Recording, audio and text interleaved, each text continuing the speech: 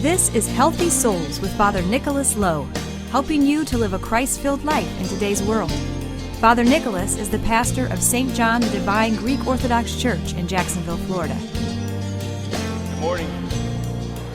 It's so good to see all of you here in church this morning on this Sunday. We are about ready, as many of you know. Some of our kids have already started school, and many of you are going to be starting school this week. But we're so grateful that you have all these children that are in this church today, and all of you that are here worshiping with us. We're grateful that you've chosen that the first day of the week, it's Sunday, not Monday, the first day of the week is Sunday, that you've chosen to be here in church. So thank you for being in church. And to those of you that are watching our services, or if you are downloading this sermon, we thank you for making St. John the Divine your spiritual home and a place where you can grow in your walk of faith. And if you happen to be new to our church, every Sunday as we kind of guide and kind of look out what's going on in our church, we see new people here. If you are new to our church, welcome, welcome, welcome. We encourage you, as you're leaving this church this morning, introduce yourself either to me at the end of the service or to our welcoming team. They're going to be right outside the doors of our church. They'll tell you all about the great ministries that we have here at St. John the Divine. So again, thank you all so much for being here. So let's get started. Several weeks ago, I started a sermon series entitled Summer at St. John the Divine. And basically what I did is I took a survey, the responses from a survey that all of you, or many of you, filled out during Holy Week and Easter, and began creating a sermon series based upon that, based upon your needs.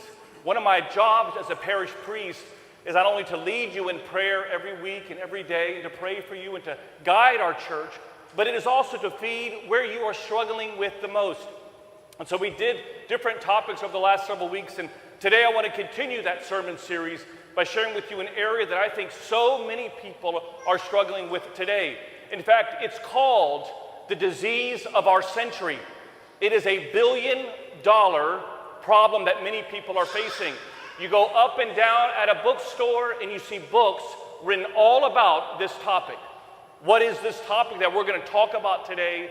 It's how do we manage stress? All of us experience stress. Sometimes it's in a very small thing. It's just maybe in a moment or two.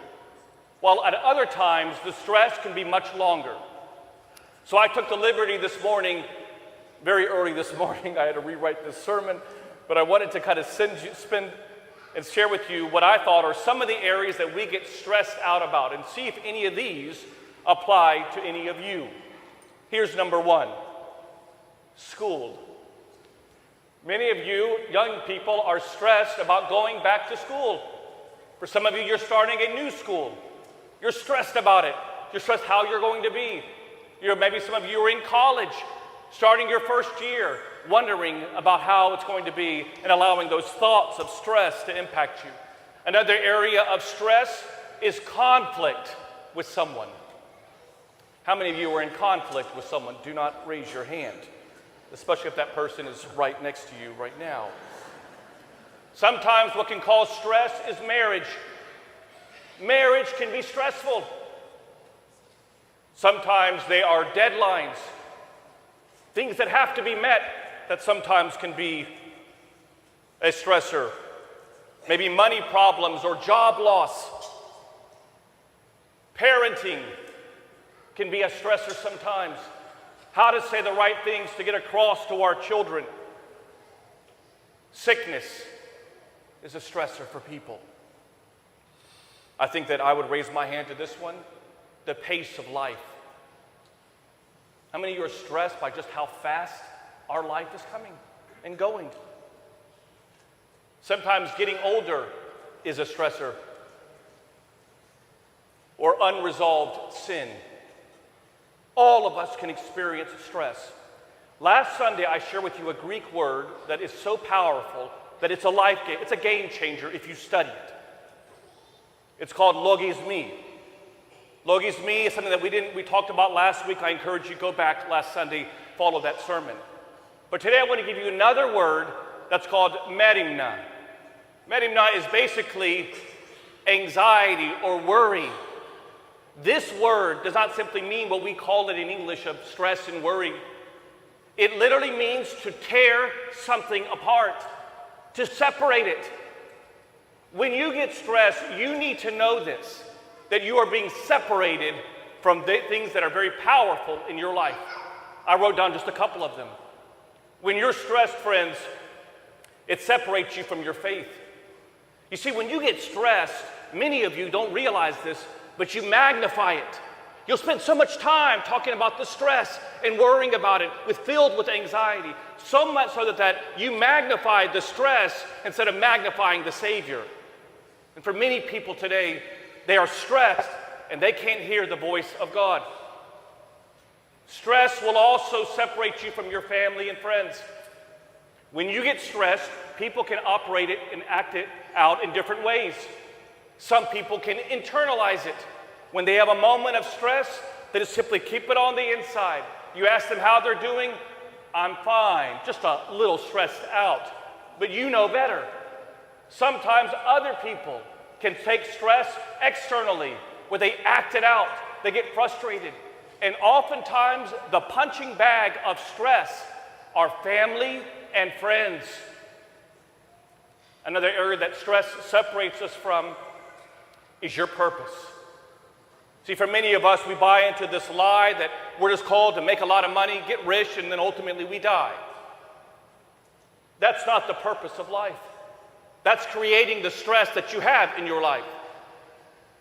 And what God is telling all of us is that I have you on this earth to have a purpose. That purpose is to grow closer to Christ, to grow closer to one another, and to make this world a better place. And I just encourage you to realize that sometimes what you think is going to give you peace is actually creating stress in your life. I heard someone put it like this. It took the word stress, S-T-R-E-S-S, and said this: it's someone trying to repair every situation solo. Someone trying to repair every situation solo. In the Greek language, we have the word ego. Translated just in the word E-G-O, it's edging God out.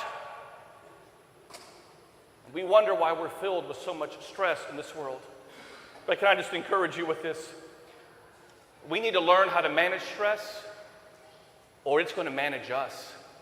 Stress is making us sick. I love Psalm 23. Many of you already know that psalm when you hear it from me. It's written by King David. You hear it a lot of times. People will pray this and say this prayer at a funeral. But it is a prayer of hope. This is what it says, just to remind you. The Lord is my shepherd.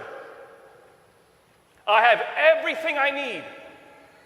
He lets me rest in the fields of green grass and leads me to quiet pools of fresh water. He gives me the new strength and guides me in the right paths as He has promised. So for that even though I go through the valley of darkness, the valley of stress, I will not be afraid, for the Lord is always with me. King David wrote this in Jerusalem. Many of you have never been to Jerusalem. But when you go to Jerusalem, what you should know is that it is a very hilly area. Very, very hilly, and filled with many caves. And oftentimes when King David is writing this, he's saying to the people that as he's walking through this valley, which there is a valley, the valley we've talked about, one of the valleys is called the Kidron Valley. You've heard about that as we usher in Easter. But that valley oftentimes would be filled with snakes, with things that could kill them. There were robbers that would rob people as they were going into Jerusalem. And he says, I'm not going to be afraid. I'm not going to allow the stressors of my life to impact me, because Christ, you are my rod. I will not fear. And I'm just encouraging you all, we got to manage stress. So how do we go about doing this? I have 3 areas that I want you to keep doing in your life. And here's number 1. You need to keep inventory of what is stressing you out. Now look at me, everyone. Stress is not the problem. It is simply the symptom. It's simply the cough to a cold. But if you don't know what's stressing you out, you're going to continue to blame it on stress. I hear people tell me all the time, Father, I'm just stressed out. You got to know what's causing that stress, what's underneath all of that. This is a problem that I'm going to be totally transparent with you. I've been the priest here for over 16 years. And I always tell you, I'm an open book. I want you to know that your priest, yes, I may be guiding this church, but I'm not perfect. One of the struggles that I had early on in my ministry, maybe some of you have had this same struggle, this same area that would cause stress in my life, was trying to make everyone happy. Like it was killing me. None of you have ever had that problem. But maybe some of you struggle with control. You got to be in control. On its surface, trying to make everyone happy is not a bad thing. It's not bad to try to make people happy. And it's not necessarily bad to try to control things. But oftentimes what we don't realize is we allow the stressor of that to impact us. And so oftentimes you'll say that it's all about stress, when in reality, you're trying to do things that you're not called to do. So I encourage you today, at some point today, to get on your hands and knees in prayer, because you'll struggle to identify it yourself and simply pray this prayer. God, help me to find out what I'm stressed about. Help me to identify an area of my life that I am stressing about right now. You have to know this. You will never conquer what you're not willing to confront. You have to identify what it is. That's step one. Keep inventory of it. Here's number two. Not only do we have to keep inventory, we need to keep the right perspective. I mentioned earlier that oftentimes when we have a stressor, we can magnify it. But King David says, magnify the Lord, not our problems. And I just encourage all of you, how much power are you giving to your problems, your stressors in your life? Keep the right perspective. Let me kind of make it very simple for you. I'll just look at the news this week. In this week, in a few moments, we're going to pray for these people, but 100 people lost their lives in Hawaii. Thousands of people lost their homes. Right now, you may be stressed because you've been trying to buy a house that you can't seem to get. Keep in the right perspective. People lost their home. Tonight, when you go out to dinner or this week and your parents tell you, we're going to order water and not a soda for drink, remind yourself that there are many people around the world that are begging for a glass of water. When you're going in your life and you're saying, gosh, it is so hot, zesty, caliente, shob, it's hot outside. Know that in Syria right now, the air conditioning, the electricity only works a couple of hours a day. Keep everything in the right perspective. There are people, look at me everyone, who are dying to have your life. You better keep the right perspective. It's sickening us. It's the stress that we're allowing to get on top of us. And here's the third area. We keep inventory, we keep the right perspective, and the most important thing is we keep our eyes on God. I tell you this a lot of times because I think sometimes we need to hear things multiple times. Earth, friends, is lying to you. It's making you believe that this is it. And for many of us, we're putting all of our faith in planet Earth. Earth is not heaven. Heaven is heaven. And our journey in our life is to keep our eyes there. You know, many people say to me when they come visit our church, maybe at a festival, or maybe some of you that are new to our church will say, why do you have all those icons in front of you? You know, I like it when it's all open, and I like to be able to see it. And I get that. I understand that. But we have the icons there. One of the main reasons is to keep your eyes on Christ. That when you think about that worry or that stress, I'm remembering that everybody was stressed on Friday of Good Friday. The disciples, all the followers of Christ, they all thought, oh my gosh, Jesus is dead. They didn't know what we all know today, Sunday was coming. That Christ took a crucifixion and made it a resurrection. So I'm encouraging you all, keep your eyes on Christ by praying every day, reading your Bible, being involved in our church services. This Wednesday, we start our Bible study, our family Bible study. And this Wednesday night, if you love what we do on a Sunday morning, come to Wednesday night. Just give me one of your Wednesday nights. That's all I'm asking for. Give me one of your Wednesday nights. We're actually doing Wednesday night in here this Wednesday, because we're anticipating a pretty large crowd. Come here on Wednesday when we do Orthodoxy 202. to educate us even more about why we do what we do in our church. Keep inventory, keep the right perspective, and keep your eyes on Christ. I love our faith. I love our church. Every day in our Orthodox Church, unlike many other churches, we don't start with a man named Martin Luther. God bless Martin Luther, but we don't start in the 1500s with what was called the Protestant Reformation. Our church begins at the time of Christ. And there are people who lived for 2,000 years who exemplified what it meant to, among other things, deal with the stress of life. And we have these recorded. These are the writings of the saints. And you can go on your own and study one of them, study all of them. But what is interesting is today we celebrate a saint who was called Saint Maximus the Confessor.